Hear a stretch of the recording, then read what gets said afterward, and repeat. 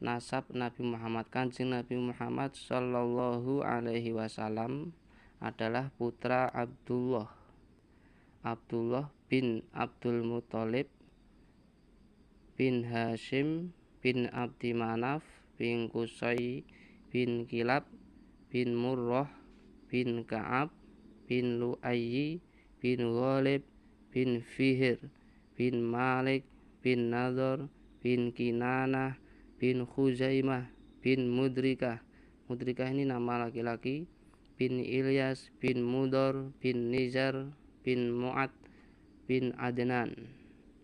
Ini yang dari jalur ayah. Kemudian dari jalur ibu, Nabi Muhammad Sallallahu Alaihi Wasallam bin Aminah bin Wahab bin Wahbin bin Abdi Manaf bin Zuhroh bin Kilab. Jadi nasabnya